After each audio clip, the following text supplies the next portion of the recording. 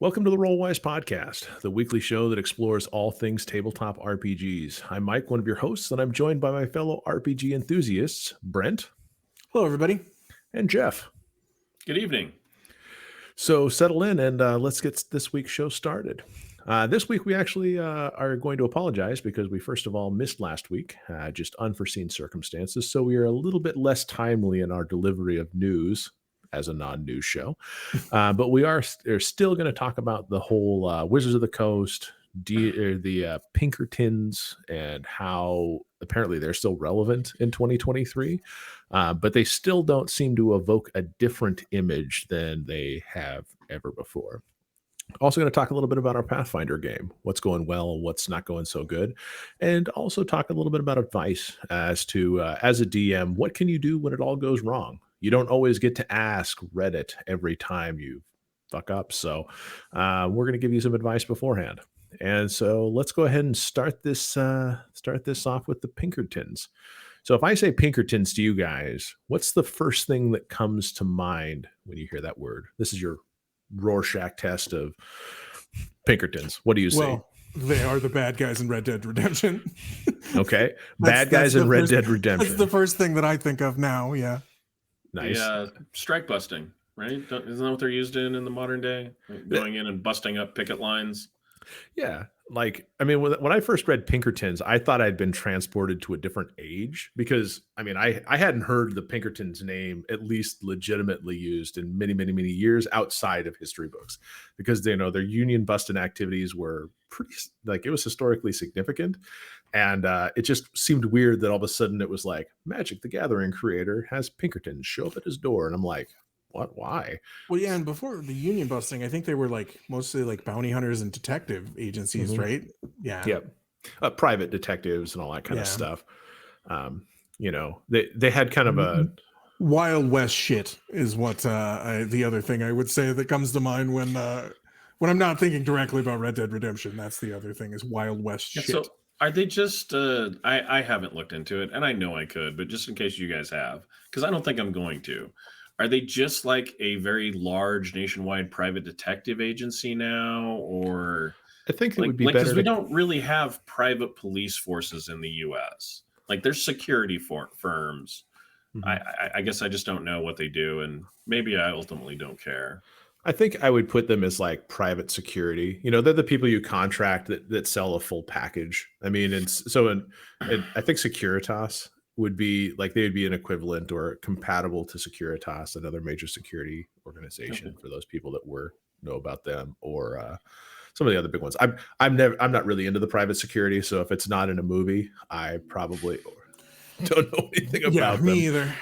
Maybe if we're way wrong, one of our avid listeners will respond in the comments and straighten us out. Or we'll get a knock at our door for speaking bad about cease and desist from the Pinkertons. Yeah. I'm not showing any magic cards. You know, there's no embargo over my speech or, you know, anything worth showing tonight on the podcast. So yeah, I think we're okay.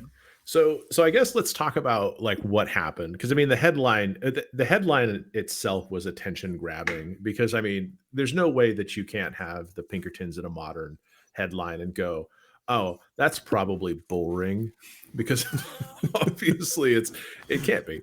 So it's my understanding, and I'm going to summarize the series of events as it's been relayed to me through various articles and everything like that, is that there's a YouTuber named Dan Cannon, and he goes by the handle, the tag, whatever those. His YouTube channel name is Old School MTG, and he apparently released or received a box of unreleased cards. It was called March of the Machine: The Aftermath, and this is for Magic the Gathering.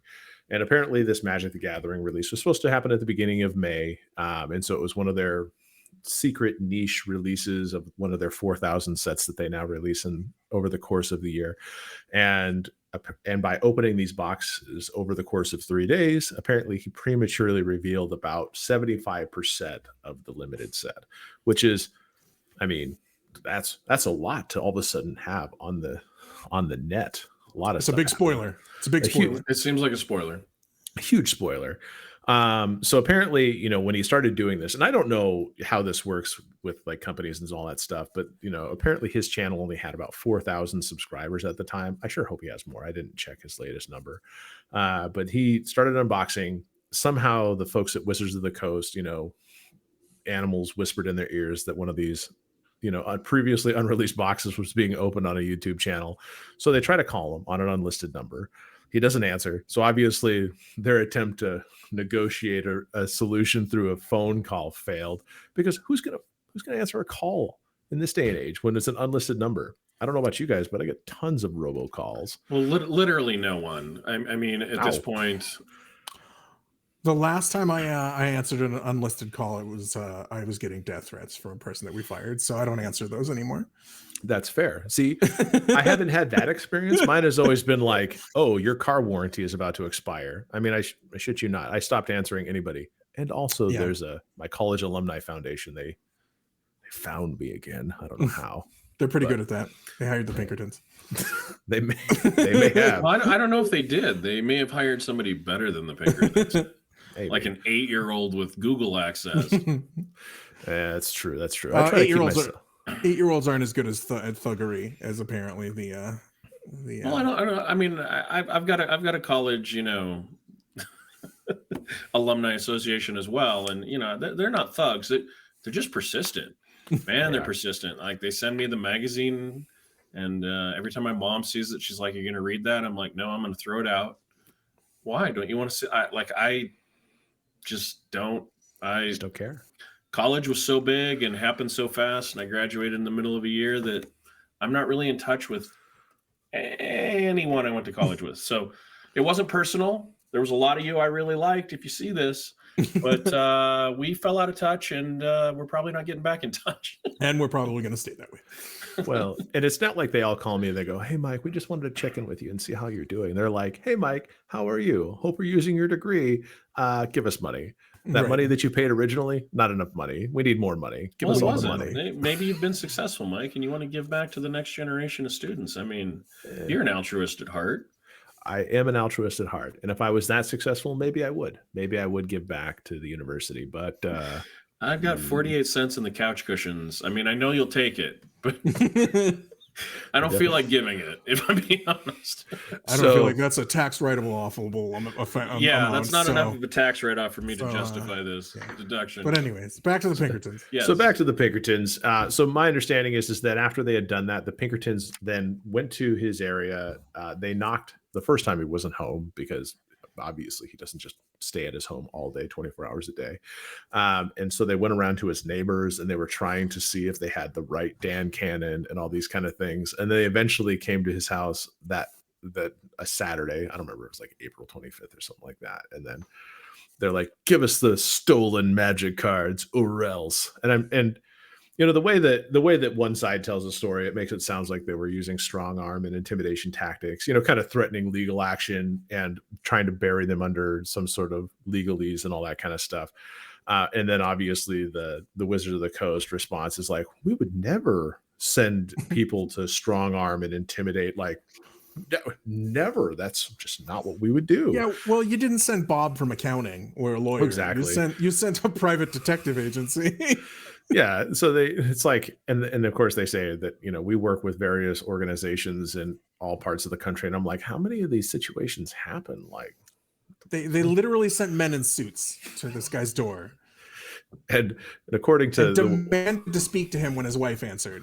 Yeah, well, by full name, they said like, "We need to speak to Dan Cannon now." And then of course, I guess, and this is what I thought was interesting, and I don't remember which article I saw this in, but one of the articles said that like she tried to close the door and like they stuck their foot in, like, "No, we're gonna keep it open." Like, that'd be scary as shit to have men in suits and all that kind of stuff showing up. But I mean, did you guys hear? Yes, I read that too. Yeah, that they prevented her from shutting the door. Mm-hmm. And then she finally got him to come to the door, and then they de-escalated it a little bit, and then I think it ramped up again, and they made the wife cry. Yeah, I think I'd have called the cops when the I would have went definitely. in the door. I would have definitely called the cops. I'm not saying that escalating is always the way to go, but if you're going to escalate, I'm going to escalate. And yes, they probably had some right to be there. I'm not an attorney. This is not legal advice. But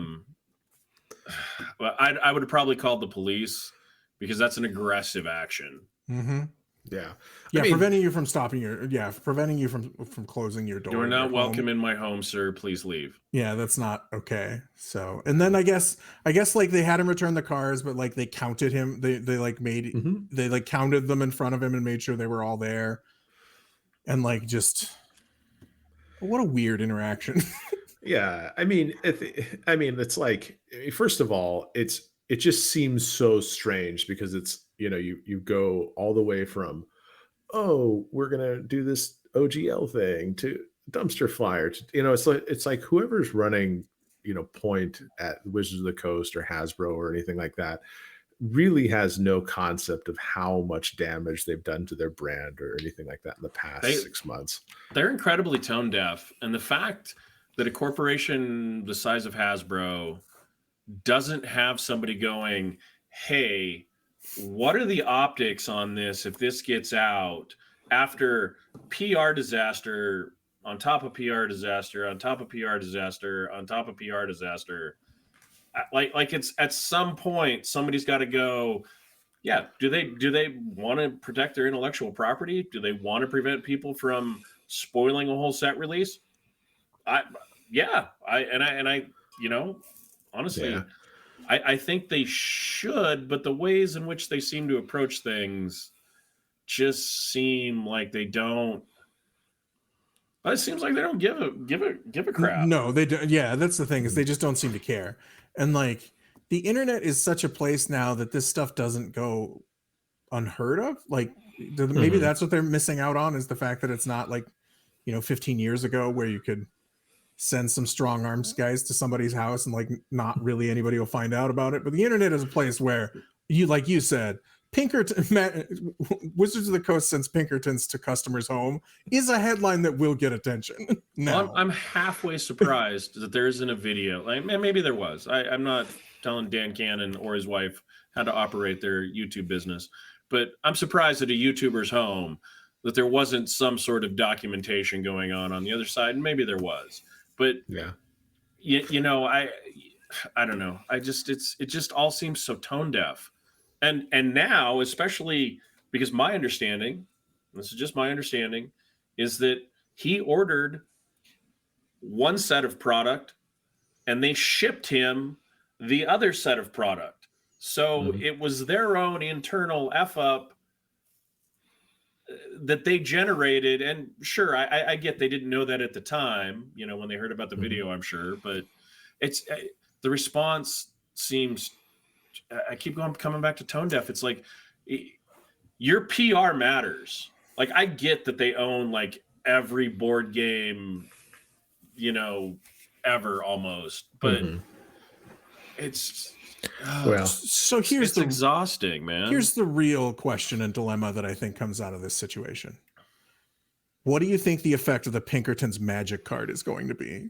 Do you think it's going to be like tap it and like you take cards away from the other person, or what do you think? What do you think that's going to be like? That's the fan set. Pinkertons. I keep hoping that Magic protects their brand, because I think that MTG, short for Magic the Gathering, right, has been around for decades now.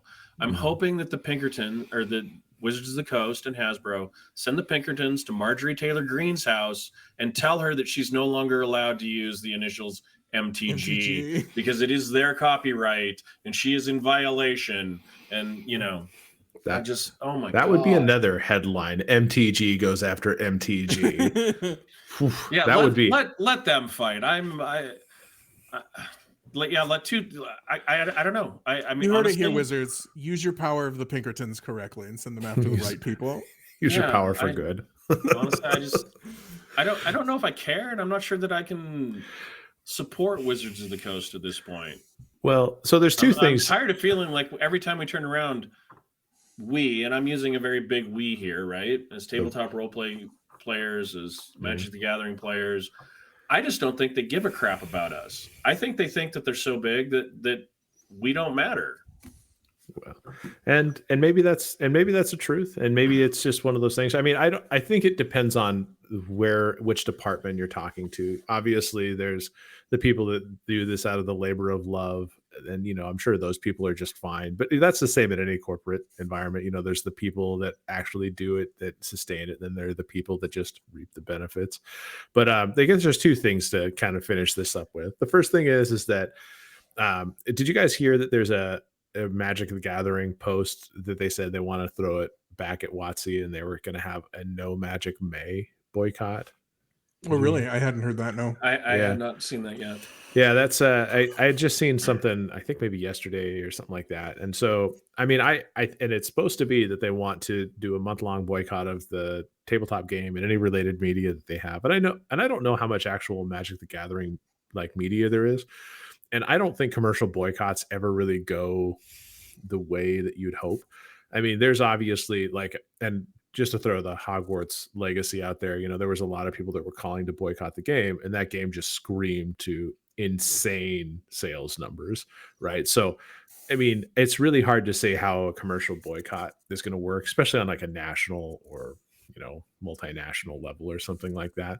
But I would feel that, at least from our perspective, I feel like Wizards of the Coast, I really don't have any reason to do additional business with them, at least for the time being.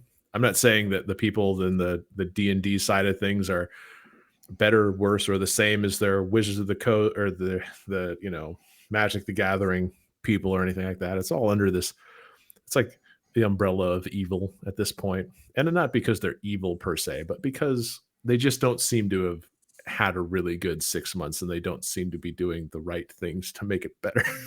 I think it's just the evil of capitalism. Like, I think money has become the only thing they're really worried about right now, without the recognition that like the people that buy your product are the people that give you the money. So I'm kind of along the same lines. If you want to play some sort of like 5th edition game, you should probably go and seek out third-party developers who are making games with the OGL. OGL or other games or Orc or any of those other things. Give people that are passionate about creating games the money instead of just people that just want the money. Yeah, there's a lot of excellent games out there that a lot of us haven't played. There's a lot that are very similar or offshoots of 5th edition. I mean, we've talked, and as a channel, I just don't know. We're not going to talk about Wizards of the Coast for a while. Yeah. Me personally as a consumer, they're not going to care. Hasbro isn't going to notice me not spending any more money, but I personally am not at this point. I just don't feel like getting kicked in the teeth. It's not just that, but I think one of the things that, from the podcast perspective and what we're doing here, I think it just encouraged. Like, I think just talking negatively about Wizards of the Coast all the time just doesn't do any good for good vibes or anything for the podcast. So I think if we could stay away from it, I mean, partly one of the reasons we started talking about it was just shock. Shock at how, I mean, we've all had corporate experience, and just shock at how bad, just how bad the optics and how badly mismanaged like some of these things were. Like, I always said in previous jobs, I always said, chances are, if it's a situation where somebody will call the press, you should do your best to make sure that doesn't happen. And Wizards seems to be on the line of, we don't care what press we make. So, so I think it's best if we take a small hiatus, unless they, from speaking about Wizards of the Coast and Dungeons and Dragons, unless something happens and they turn everything around. There have been companies that have done that, but sure, there have been.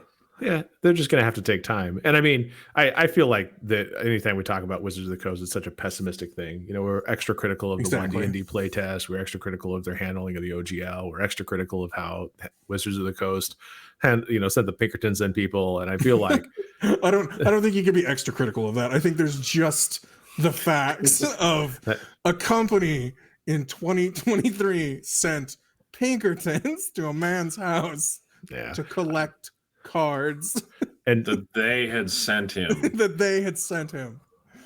Maybe that should have been the channel name if that's all we were going to do was follow the D&D stories and storylines. I mean, like, I feel like this is if anybody watched that Community where there was that episode and the guy walks in and everything's on fire, you know. Like I said, we started kind of reporting on it just out of like general shock, just because it was something that we would talk about, and it's just like, wow, that's kind of amazing. Yeah, it's just insane. It's insanity. It's so surreal to think about, I guess, is one of the things that makes me, it just seems so odd in modern days. But it's weird because I think every company has flare-ups, right? And I think that's the way you can put it, is they have flare-ups, you know, where a bad business decision kind of gets the news, and maybe the Twitter universe chirps about it for a little while, and that people perceive that that's actually a big or a negative thing or something like that. But it just feels like, rather than a flare up in this case, it was a bumpy road. It doesn't seem to have an end in sight. So, well, it's like I always talk about Games Workshop in comparison with Wizards of the Coast and where they are now, and like bad business decisions. But not once did I ever hear about Workshop sending somebody to somebody's house, which is amazing. Because at one point I would have said, if any company is going to do that, it's going to be them. Well, they're in the UK. They didn't have Pinkertons. They might be people that disappeared, Brent. They have off the streets of London. They have American offices though, who I've unsuccessfully talked to before. But one of the things that Workshop has always done, which is like, their customer service is always really good. Like, if you have a problem with a model and you call them, they'll be like, what's the serial number? And you give them the serial number and they're like, okay, you definitely bought the model. We'll just give you a new one. And like, just ship you out a brand new model. Like, so their customer service is impeccable. And I don't even feel like WoTC does that very well at this point. It's just all bad. It just all seems bad. So there's no reason to talk about it anymore. Yeah. Well, and I think at this point, Paizo hasn't really done anything to, you know, really cause any ire. They haven't really betrayed their fans or done anything else weird. So they've just garnered a lot of goodwill by being a stable and reasonable company that produces a decent role-playing game. So at this point, you know, without any unforced errors, I think they're going to pull ahead, at least in goodwill and perception. I feel like there's evil WoTC like standing there, and there's like Paizo standing behind them going, our book's right here. Yeah. Well, and you know what? I think that this was a good year for them. I mean, they had, you know, after the whole OGL debacle, you know, there were reports that said they sold like an entire year's worth of books in 2 weeks or something like that. And I mean, I bought a new copy of the second edition Pathfinder stuff, so I was definitely in that boat. And so that's what we've been actually playing these last few weeks, is we've been playing Pathfinder. We haven't been playing in the Inner Sea region. And so I think we can, unless you guys have anything else to talk about, we can move on. We can definitely move on D&D. To Pathfinder. Okay. So all you have to do is at Wizards, Brent, when we upload this episode, and be like, at Wizards, and give them 2 birds. Okay, I could do that. And that's our formal declaration of boycott. There's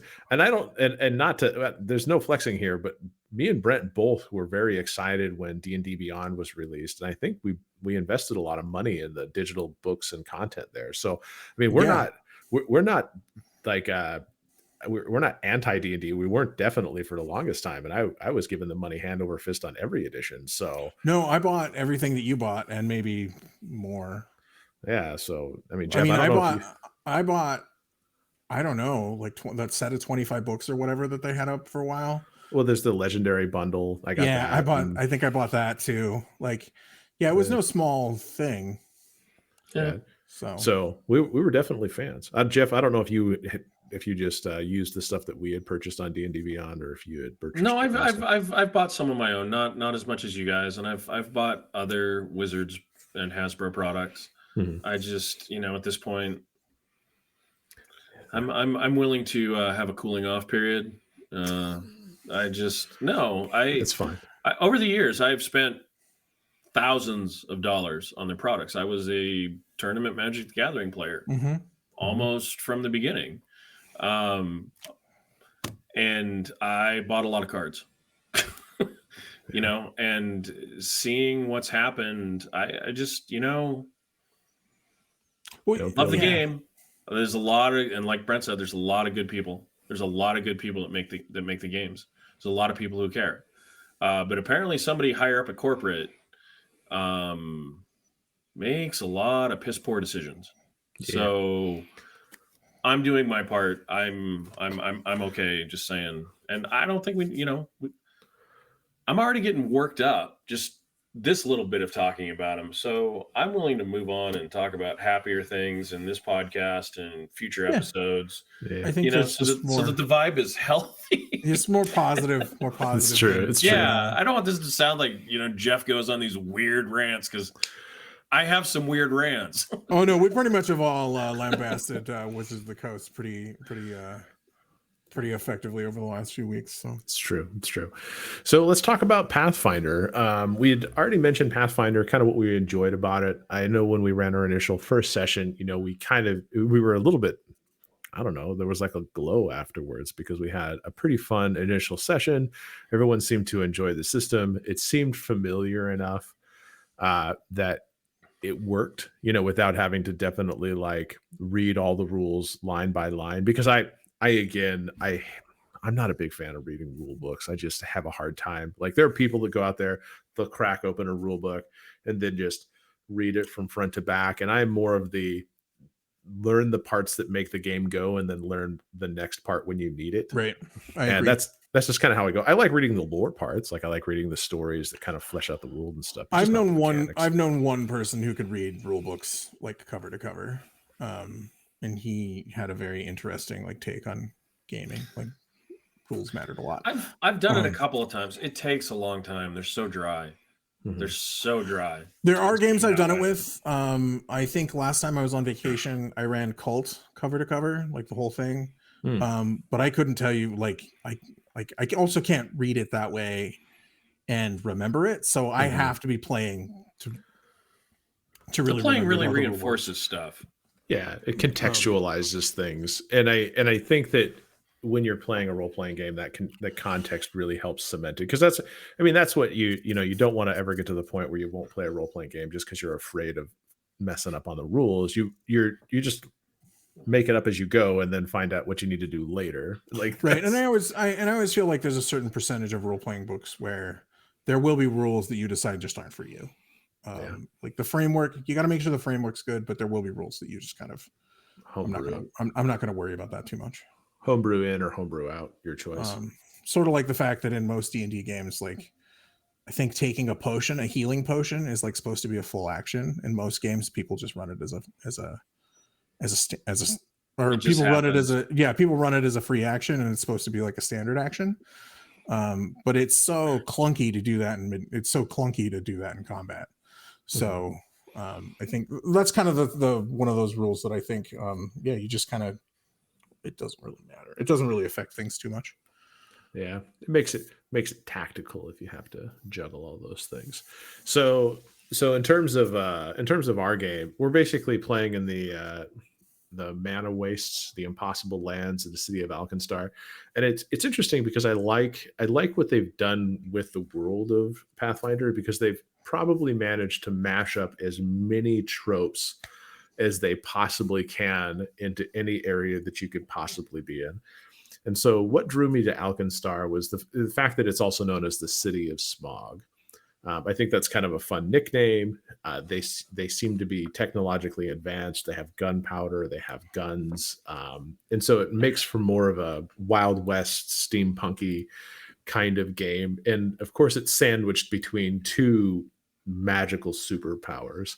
You have your Gebites and the Nexites.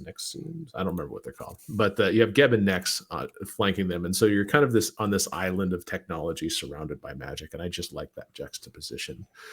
And so the group here, we're playing through a sandbox game. Now, I think for everybody's perspective, sandbox games are, from a role-playing thing, do you guys? I mean, a sandbox game isn't bad. It's just a different style of game, because, I mean, do you guys feel that I've forced a meta plot on it so far? No, No, I don't feel that. you've thrown story hooks, but really it hasn't been. I don't think anything has felt forced, which I think is the nature of like usually when I refer to a sandbox game in the context of a role playing game, it's more like, well, things are going to come up, and then you can decide whether you whacked on them or not. And I think that's what you've done a pretty successful way of doing. Yeah, and I think in this particular situation, the goal is to flesh out the world as you go, and then of course create hooks and arcs that exist because of the choices that you make. Now, the challenge for me is that it forces me to be creative on the spot, improvising different kinds of things, and I think that I can do better in some cases than others.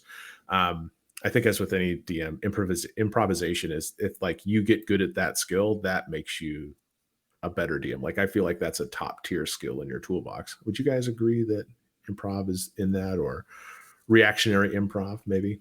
Yeah, reactionary storytelling, like being able to Hmm. take the absolute clusterfuck that your players are probably going to turn a situation into, and then change it. Yeah, and I think that's important in any game where you're going to give the players a semblance of choice. Mhm. If you meet with your players and you do your episode 1 and you say, hey, this is going to be, I have a story I'm going to tell, this is going to be a little bit railroady, that's different, but Mhm. um Well, but and it's even if you hard because even if you do that, there's a good chance that your players may not work within that convention. Let's just put it that way. No. I mean, we've already talked. When we've talked about other games that a particular group of players has played, we have had times where we've gone off the rails or got hung up in the details or focused on the wrong thing. Where we took a character that literally was supposed to be a high buy kind of guy and made him a central focus of the rest of our time in that town, or even the hero sometimes. Yeah. I think it's critical. I think everybody has to think on their feet. I think the players have to as well. Like when you realize that maybe things aren't going the way that you think that they should. and it's interesting because I feel like that the one thing that's really helpful in this is that I like the fact that you guys are interacting with the town and starting to do like building up of the NPCs, because I feel rather so in my idea a sandbox really is about the people that you bounce off of when you're talking about like your NPCs, like what people are you interacting with, because that's what helps me generate story arcs and everything like that. And what we did in the beginning of this when we were generating characters is we defined your guys's wants, right? Like what are your characters' wants and everything like that. It's easier to align your wants with plot hooks if you interact with the world in general. And it's, I mean, since you're in Pathfinder and everything like that, there's a certain assumption that you're going to be like going off to go into mazes, ruins, finding your way, doing treasure, Pathfindery society things. Yeah, doing Pathfindery things. But this just makes it, I think that having people there, it gives you different facets by which you can introduce these types of things, without having just, and I'm not brave enough, honestly, just to like go, okay, well, here's your plot hook table, 2d10, plot hook, maiden in a bar. That is a hard way to run a game, let me tell you. And I am a strong proponent of not over preparing, but like not having any prep is really hard. Like that takes a much, like I've had games where I've stopped before and I've been like, something has come up and it's like, well guys, we're gonna go ahead and we're gonna cut the session a little short because I didn't plan for you guys to do that at all, so I need to think on this a little bit. Just because it's so out of left field as to what happened. Yeah, and it's funny because like these last two sessions really resonate the most with me because they show pretty much my inexperience with Pathfinder and just my and my drive to get better. Is that 2 sessions ago we were running around through the sewers of Alkenstar, which I always like it when the sewers themselves are kind of their own ecosystem. And so this is considered the Undercity, according to the legends and spoilers. If you have never talked or thought about Alkenstar as a place, there's obviously rat folk that are running down there that have their own cartels. There's a place called Pinkerton that is like just asking to be fleshed out, like all kinds of cool little niche things that are happening in the cities. But the number one thing that sewers have to have is they should have rats. And so I was like, well, we have to get the quintessential encounter going. And so it was just, and the one thing I've been relying on is that, since I don't have that full mastery and understanding, is that there are encounter builders. There are some very smart people that have invested their time to make tools and resources for other Pathfinder Renos. What would be a nickname for a Pathfinder? Pathfinder players. Let's just keep it simple. They don't need Pathfinder rights. Sure. if you feel it's necessary, yes. It's not, but it's a Mike thing. Yeah, whatever. Screw you guys. I'm sticking with it. So other lovers of these the Pathfinder, so they put these tools together and everything like that. And one of them is like encounter builders. And so if you're putting together an encounter, it kind of helps you gauge where you are at a glance. Because they're just using the rules that exist. So you can look in the rule book and get these same things and kind of do it on paper. But these allow you to kind of like organize your encounter and have the monster manual and everything like that. So 2 weeks ago, I put together an encounter and I was like, okay, this encounter is at this level. It's a moderate difficulty. So it bears some risk, but according to the Pathfinder gauge, it wasn't like. Does the Pathfinder gauge also take into account how many players there are? It does. Yeah. Okay. It tells you, because you're basically building it based on an experience budget and everything like that. And its experience budget seems to be much more accurate so far than the D&D challenge rating list, because it's not like you run into a challenge rating 1 and you're like, that's a party of 4 level 1 adventurers should be able to fight this. Technically, yes. But in this one, because you have an experience budget, you can actually get higher level creatures, so like a creature level 3, creature level 4. And then that, of course, skews it in the deadly, dangerous, and all that. So I was putting together encounters that were kind of in that moderate range, because I'm still not trying to go like, well, let's make this extreme difficulty and see what happens. Well, that's because you know what's going to happen. Right. You know exactly if you give us an extreme challenge, you know exactly what's going to happen. I mean, maybe. Dice could always go. It could be the determination with the dice, but it just feels like it's so spiky that it could just be like you get into a death spiral because one of the players dies 2 rounds in, and then all of a sudden it's like pop, pop, pop, like dominoes. The entire party goes down. So just to kind of get you guys used to combat, again, know exactly what's going to happen if you put us in an extreme encounter. You just described it perfectly. Actually, that's true. Yeah, we only rolled well on the one shot to somehow get us to get excited and then want to play more. Yeah, the combats after since that. Then the dice have been very cold. They've been pretty cold, but last week so the 2 weeks ago, this was really interesting for me, is because I put this together thinking that it was going to be, I wanted to say it was like, okay, it's just to get you guys more familiar with combat. It'll be hopefully like a layup. This was the deadliest encounter I could have designed. It had rats are the bane of level one adventurers. It had filth fever. It had all kinds of stuff happening here. Damage every round. Level 1 players almost dying. One missing. One player was missing, and I thought I had toned it down to accommodate the one player missing from that, but apparently not enough. Well, you didn't account for the really poor tactics, mostly from my character, so it's fair that I say that. In hindsight, they were piss poor. But I think it's hard to account for it. Yeah, It was my fault. And I was the one that I wasn't there, so I'm not mad at the scenario. I'm not mad at the monsters. I'm not mad at the dice. I'm mad at me for just I don't know. My brain shut off. We got into combat and it was like strategy. What's that? Why would I need? These are rats. We already know we have to attack the giant rat because it's obviously in charge of the rat swarm. And then I almost died. It was me. It was this guy. Yeah. So, because and this is what's funny about it is that why do we play role playing games? I like them, because I want to have fun with you guys, and I want to try to create a good story with your kind of collaboratively with you guys, right? So together we work on making a story. So that's kind of what I'm hoping to accomplish whenever we play and everything like that. Mhm. But like killing you guys, I don't think is fun.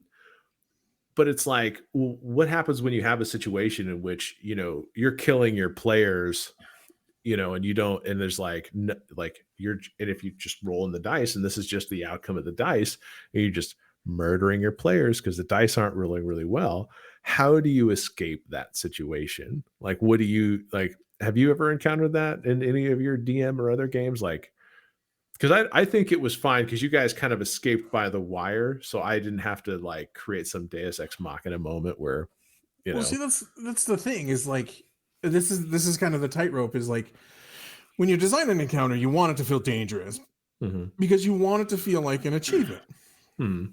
but you don't want it to you don't want it to be too dangerous because if it's too dangerous, like that's the problem and why I'm curious as to like that's why I discuss kind of this game philosophy because what happens is if one thing goes wrong in a difficult encounter, like you Mhm. have a player that rolls bad, um like how do you mitigate that because one bad roll, Mhm. while it seems like it should matter, sometimes inevitably it does. And that's why I think like things like critical failures are kind of unnecessary because it's like you're just missing enough times will Mhm. usually mean your combat is not going to work out for the players. But yeah, I mean, what do you I think it's an interesting GM philosophy. What do? Kill them in a non-interesting combat just because their dice are cold? Um let's see, Yeah, that's what are some ways that I've fixed it before? I think one of the things that I always encourage players, it depends what kind of game I'm running. If it's a more heroic game, usually I make the combats dangerous but not deadly. Like Mhm. usually they can screw up a couple times and they'll still win just because and I'll impact their resources, like their hit points and stuff like that, Mhm. because it's more of a hero game. If it's more of a gritty game, I always encourage them to the fact that they can run away. Mhm. Like I've never made anything in my game. If it's a monster, usually it's not an intelligent monster, and it's not something like that's going to chase you down relentlessly until you're dead. Like that's not usually what animals do. And even people, even like if it's a like a tribe of goblins, right? Like if they're defending their cave, and they wound you and you run away, usually they're not just going to mercilessly chase you down because they were just defending their homeland. So I always remind people that they could run away if necessary, which will feel bad, but that's a lesson that they learned. Like this is the type of Mhm. game where you could die and you need to be aware Mhm. of it. I'm not just going to protect you all the time. Mhm. And then there's things that you've done before where the NPC comes in clutch. Um, and all of a sudden it's like, oh, he's the hero of the game. Which sometimes kind of, eh, sometimes you're just glad you didn't die. So yeah. yeah, it's hard because the game has a plot, just like a book or a Mhm. movie or any sort of story, right? Because we're building a story together, and some of the encounters probably are okay to be trivial. Some of them should present some level of danger, like Brent Mhm. said. You have an accomplishment. There should be at some point the end of a story arc, the end of a anything, something where there's real danger. And I don't think that players dying is the end of the world. Players constantly dying will turn off a group, Yeah. especially when you're not even at Mhm. the end of even a minor story point, right? Mhm. And so you have to find ways to balance it. I watched. It's funny because I watched a video this week on YouTube by a guy who DMs stuff. I would shout out his channel if I remembered what it was. I'm sorry.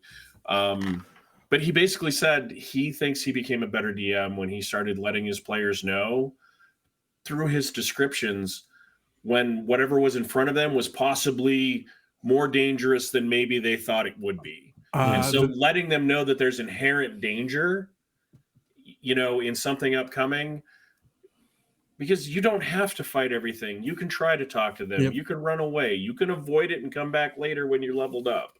Like Mhm. like I don't know. I thought that was an interesting. The name of the video is Foreshadowing Danger. I remember because I saw it. I didn't watch it yet, but I saw Well, it. now I know feel what bad video you're because talking about. now we're both talking about him, and I don't want somebody not to get credit. I'll find it and Okay. we'll put a link to it in the show notes. If we Thank remember. you. Yeah. But no, I think that's a good point. Is well, it's kind of like I said, you can run away. It is important to remember that you can leave the There combat. are disengage rules.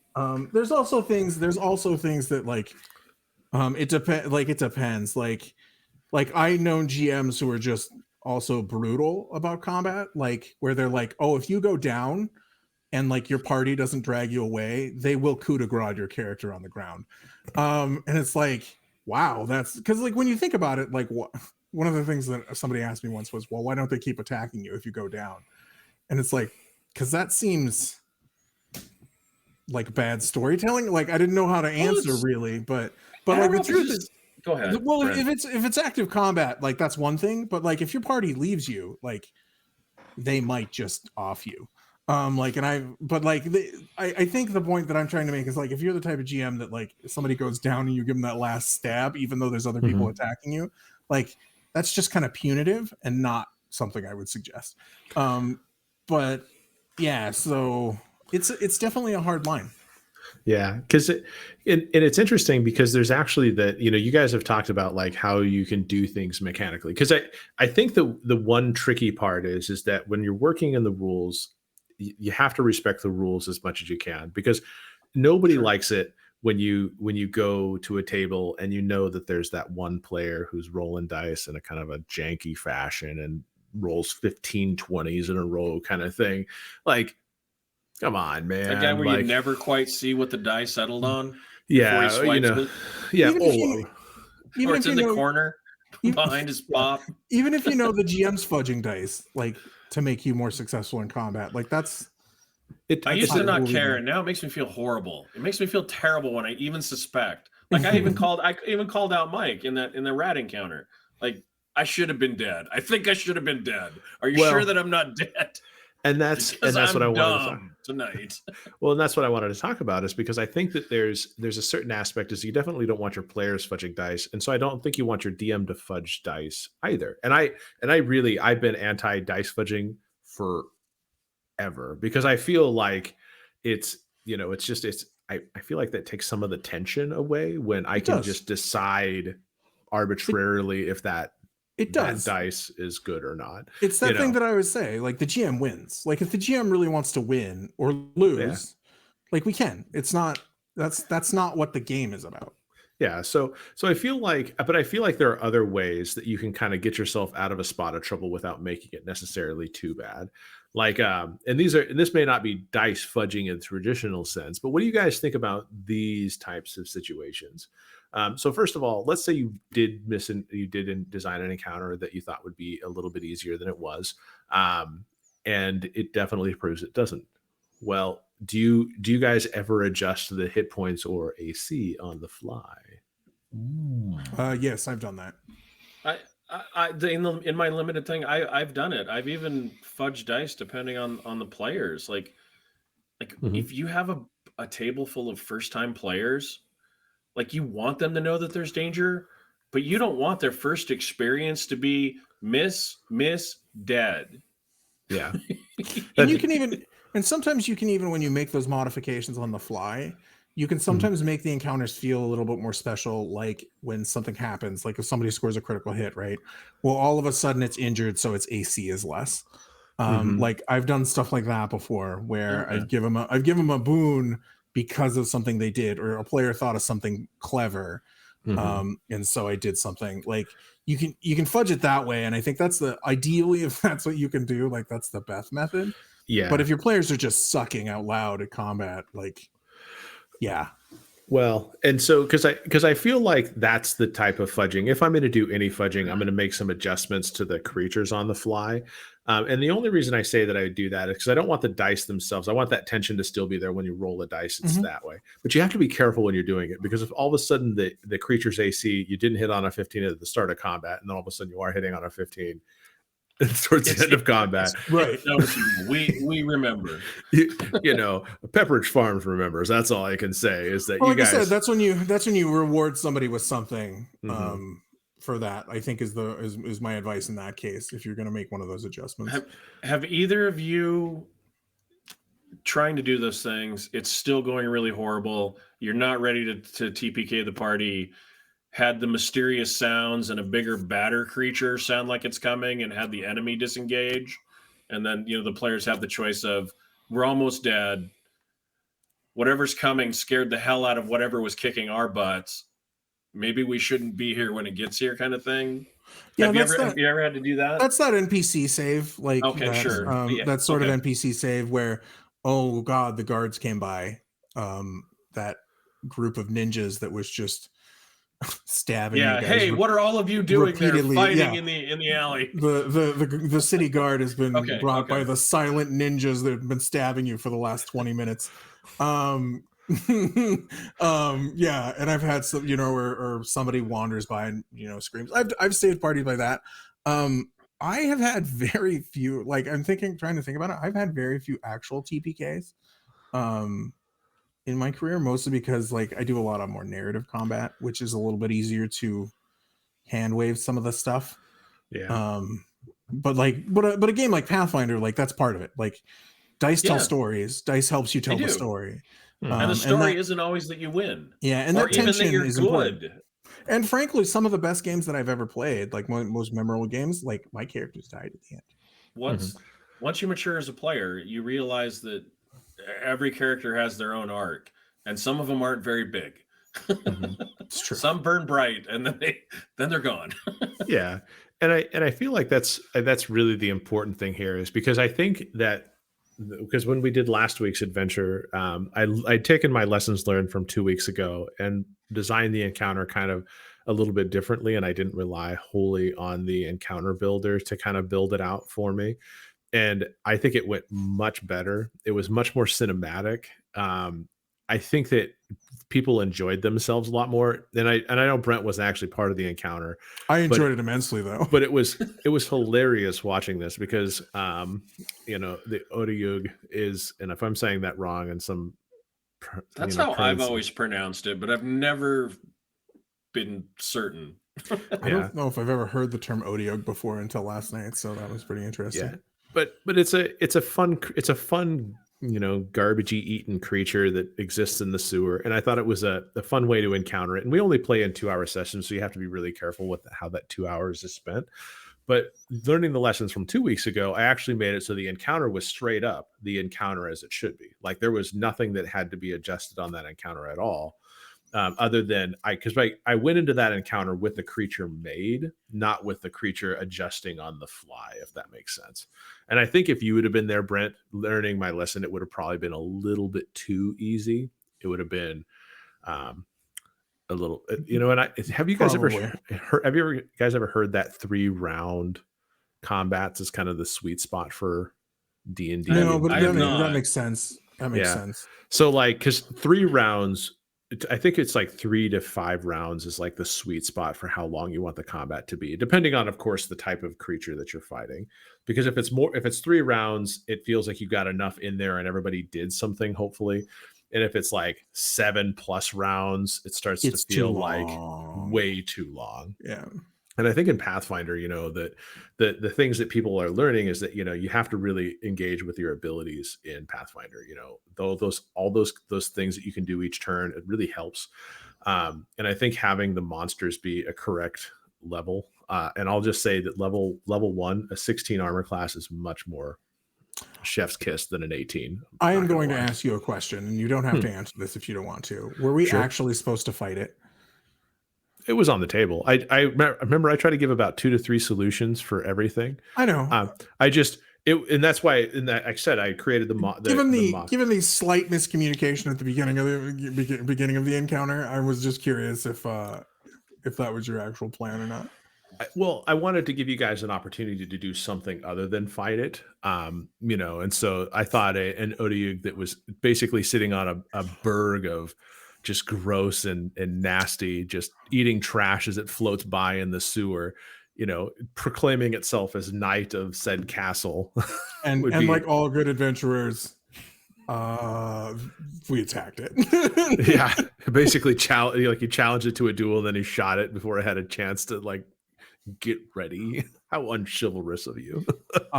Just so everybody knows, my character wasn't there. He because he was decided not to take the sewer slip and slide. I'm actually sorry that I missed last night's game due to unforeseen circumstances. That's okay. I'm sad I missed the rats. I was the one that was out for the rats. So, Yeah. But it sounds like all of the player characters got as sick as I was from the rats. So it sounds like I was channeling what was going on in the game, anyways. So your pestilence was spreading. Indeed. I see. No, but I mean, honestly, I thought the encounter, because it wasn't just so two-dimensional and it was like, you see monster, swing and a miss or swing and a hit, that made it more It fun. doesn't have to be that way anyway. It's more fun. Like as a player, having options, having some sort of control over our own destiny, right? Having agency is important. And one thing that was cool about that encounter and that miscommunication at the beginning is one of the things that you said later, where you said, well, you could have done like a diplomacy roll or something like that to see what he meant by what he said. And like, so that's something in the future that we know that we can do that encourages the use of those like extra Pathfinder abilities and stuff like that. So I think it was a good learning moment. Yeah, it wasn't a learning moment where you guys got TPK'd either, which was the thing. Like, I mean, there was a chance that obviously you guys fought it, and it was not a. I mean, if this thing would have hit you, it could do some serious damage on each of the hits. Did. I think the shooter. I think he was pretty close to dead. I think he got hit a couple times, yeah. And so like, and so it was definitely one of those ones where another player, I mean, he was feeling it, but of course he was also the one who challenged it to a duel and then went back on his word, so deserved it. Well, and the nature of combat is the other thing about my character being separated. I mean, that's another thing that made the combat interesting. It was like because that's what combat really is about. Is it's about eliminating like threats and players. So if like you can split the party or grease one character so they're falling down all the time, or something like that. Like that's the nature of kind of a good encounter. Even if it comes down to, just you wait, our friend's going to be here soon. Sort of stall tactics or something like that. Like, that's what makes it fun, is that extra stuff. So I think it was a good encounter. And it's hilarious to me because like none of those options were done. He was just like, I'm going to have this epic moment where I take out my flintlock. I pretend like I'm going to draw my sword and then take out my flintlock and then fire it at the face. And the fact that he critically succeeded on the attack roll right out of the gate, it just started an epic confrontation with this Odiug that was not entirely expected, but really fun. And then the fact that it kind of, I wouldn't say it was full on like Monty Python or anything like that, but I like the fact we got off on the wrong foot. Don't you dare talk to me about fate. Yeah. And the fact that like, it's just like my character rolls up with like at the end, like what exactly is going on here? And then, one person has to search the Fatberg, which is terrifying. Yeah. Yep. It's a berg in the sewer. It's gross. It's gross. So, yeah. So, I mean, no, it's an excellent encounter. Yeah. So in terms of like what to do when things don't go your way, I mean, I've always been a fan of not railroading. Like, I think the one thing that stuck with me the most is, you guys ever remember the Knights of the Dinner Table? Did you guys ever read that issue where they had the encounter where they like BA was like basically it was like, there's only two places they can be. They can be at the town, and then there's an impenetrable forest, and then on both sides, and there's a tower at the end of this. And basically it like what happens is the party's going and they go, we go off into the forest. And so they're trying to go through these miles and miles of forest and everything like that. And then I think BA goes on to, he goes to the bathroom and they look at the map and they're like, this is bullshit. Like, and if it's going to be kind of a railroady game, you got to kind of set that tone. Like there's a story I have in mind. Because the other thing about the players is like, the other funny thing about players is they're usually not going to just not do your story intentionally. Like they're usually not just going to be like, you're usually not going to be like, there's a princess, you should go rescue her. And they're usually just not going to be like, nah, we're going to go do something else. usually they'll be like, okay, we'll go rescue the princess or whatever. So like it doesn't take a ton of like prodding in the right direction usually. But I don't know, it's kind of interesting because like railroading is one of those things that I struggle with, because I feel like there's definitely railroady parts of most of the games that I play. But like it all comes down to putting people in situations and making choices. And like and I think that's the nature of railroading. Railroading is saying, hey, you have a choice, and then going, you don't. Versus saying you have a choice and this is going to impact what happens next, but it necessarily isn't going to be good. So Well, the game that I'm currently working on, it'll be interesting to get feedback on, because I think it walks that line a little bit.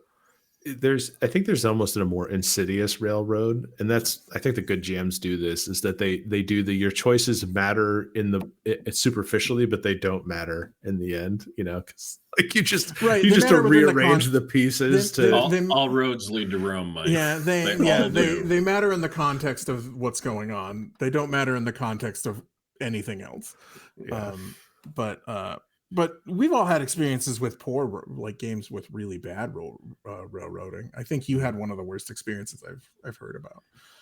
Which one was that one? Wasn't it your werewolf game that was like super on rails? Oh man, yeah. you need to do these exact things, or else you're just spinning your wheels. And I think that was the one. Well, I played a few werewolf games. And I like World of Darkness games. I like the concept of them. I think they get too edgelordy too quickly. They do. And it's like, I've never really had a great Magic the Gathering, not Magic the Gathering, Mage the Ascension. Right. That's what I meant to say, or Vampire or anything like that. I've never had a great game of those, but I've always had aspirations to have good games. Slight tangent that I think is the funniest thing about White Wolf, especially that edition of the game, which is like when we were kids, it would have been like the second edition of the game, which is when I played a lot. The funniest part about that game, in my opinion, is like Mage the Ascension is the perfect example. You have world-bending powers. You are, for all intents and purposes, a wizard that can change the context of reality. Please pick your day job that you go to every day. And like, this is important to the concept of the character. It's like, why am I doing this? For what reason am I going to the gas station every day? And the game is just kind of like, because you want to appear like a normal person. It's like, no, I don't. What is the point to this? Well, if you can't use your power to, for your own advantage, I think you're doing it wrong, obviously. Well, and that was one of the reasons why Unknown Armies stuck out to me, is because like the concept of a mage in Unknown Armies is like absolute as obsession. Like you're incapable of having a day job because you don't think that way. You think about watching that TV program at 3:00 every day on the hour, and you can't be away from that television during that time period. Like, and I think that's more like, just like, I couldn't believe it. Like, it was like, oh, you're a werewolf, you're a rage monster murder machine, and you are a janitor at the local high school. It's like, I don't think this is the type of game that I can play. Yeah, it was always kind of interesting too, because there was some level of self-insertion into werewolf and vampire games that I don't think I've ever experienced with any other RPG that hasn't explicitly asked for it. It's because like anytime we played werewolf and anything like that, we'd always play in like local areas. We'd be in Seattle, Portland, some other place. Like locals that we knew, and they would be like, okay, now go be normal, but also a werewolf. Right. Yeah, exactly. Yeah, that whole thing. Like, go work your day job, but kill vampires at night. Maybe. Yeah.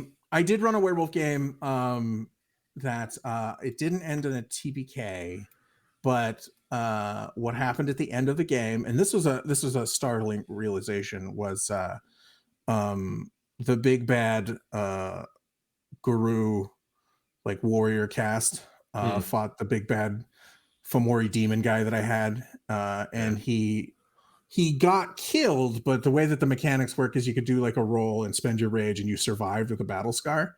Do you want to know what the most common battle scar is in White Wolf? Werewolf the Apocalypse? Castration. The most common battle scar on the table is castration. Wow. Because the friend that this happened to sat down afterwards. That's more than a scar. Yeah, right? he sat down It's afterwards. An amputation. He sat down afterwards and he said, statistically, this is the most common thing that's going to happen on this table, right?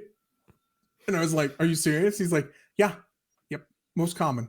And I was like, oh, well, that's a nice little FU from White Wolf on that one. What a weird thing. I mean, I'm not opposed to tables and all that kind of stuff, but it's like you kind of have to make it make sense too. Yep. Like, Yep. I mean, castration. What kind of fights are these guys having?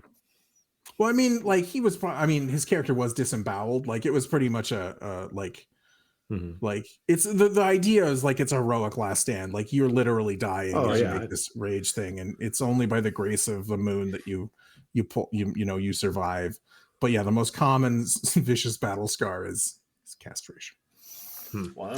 Statistically, you're more likely to roll that than anything else by like 2/3 or something like that. It was like your 2/3 chance to roll that, and 1/8 to roll everything else or something like that. Ridiculous. Jeez. He was like, I don't know if I'm happy about this. I was like, I don't know if I blame you. And honestly, I haven't played those games in a long time, and I feel like at some point I almost want to play just for nostalgia's sake, just to see if I can't get an adventure going in it. But it's like, do I start with the new stuff? Because there's like a whole new World of Darkness that they've put out. I think they just call it New World of Darkness. Well, there's I think there's like a New World of Darkness, but I think it's essentially they're like 5th edition or 6th edition. I think it's 5th of the game, and it's all different now. Like all of the clans are different, and all the tribes are different. It does appear to be the 5th edition. At least Werewolf is on the White Wolf site. So I think they've done it with all the different settings. Like Werewolf, Mage. Yeah, they rebooted all of them. Yeah. And I think they even added some new ones that I don't think. I just was browsing through some of the stuff, and I think they added some ones that I didn't. Oh yeah, there's like Mummy and Hunter and a bunch of them. Buffy. Did they have a Buffy? There is a Buffy. I don't think it's a World of Darkness game, but I believe one of the people that I talk to about games sometimes said the Buffy role-playing game is probably the best way to run a Hunter's game.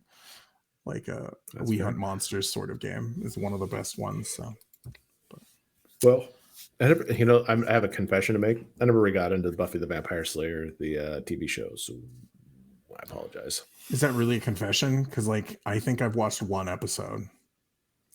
That's more than me. Like some of my friends have always tried to introduce me to those, like, every nerd / geek should watch these TV shows, and I think they tried to start me on Buffy with the musical episode. There you go. There's the one that I've seen. It's a brilliant episode, but I don't know why you would start somebody there. Do you want to know the best? Do you want to know the best part of that episode that I found out? Are either of you fans of Red Dwarf, the old British space? I know of it. Show? Yeah. I've watched a season or two. There's a character on it called Cat, who's like an obnoxious humanoid cat. The same guy that played Cat is the guy that played the demon in that episode of Buffy. Huh. It's random. This is very random. It was very interesting when I found that out, because I was like, I think I recognize that guy, because it was a show that my ex-wife watched religiously, and I was like, I think I recognize that guy, and then I looked it up and I was like, oh, he's Cat from Red Dwarf. Well, I mean, you at least placed it. I don't think when I watched it, I didn't care enough to even try to place anything, because I don't even remember the episode, honestly. Like I don't know if I even watched the entire thing straight through, or if I just checked out at some point. Like the demon makes people dance and sing to death, and that's really all I remember. But the reason the reason that stands out to me is because the first time I saw Cat in Red Dwarf, it made me laugh so hard I cried. Like the first time the Cat is wandering around the spaceship spraying things with his cologne, going, "This is mine, this is mine, this is mine." I was like, this is the funniest thing I've ever seen in my life. wasn't the story in Red Dwarf that he was the original cat on the thing, and his lineage basically caused him to evolve up into the Yeah, he was locked in the guy's room for like 100,000 generations or something like that. So he evolved into this cat man. And so he acts like a cat, except he's also a man. Like he hisses and he marks things with his perfume, and it's pretty funny. Yeah, it's pretty good. So it's very British science fiction. So I guess in summary for this week, because I think we're at our turn into pumpkin time. In summary, we are going to stop talking about Wizards of the Coast stuff because we want to talk about positive things, and it just seems too easy to just riff on the Wizards right now. So we're going to move on to greener pastures because we're apparently grass-eating creatures.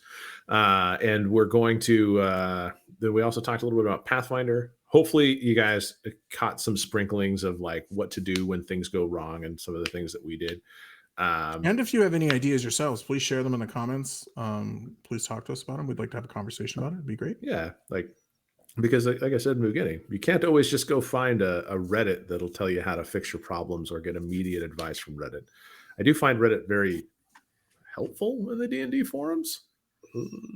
Sometimes you can find some good things. You can find some, but not so good it's things. Finding it. I usually find an answer, but it's getting to it that takes a while sometimes. Yeah. So, and I think that's it for this week. So I want to say thank you. I hope you guys enjoyed yourself. Hope you let us know what you thought and leave us a comment, leave us a like, leave us a follow, do your thing. And Jeff, do you want to give them all the socials, and then Brent, you can send us on our way. Yeah, if you want to get a hold of us, it's at Rollwise on Twitter, YouTube, and Facebook. If you'd like to email us, it's rollwiseguys@gmail.com.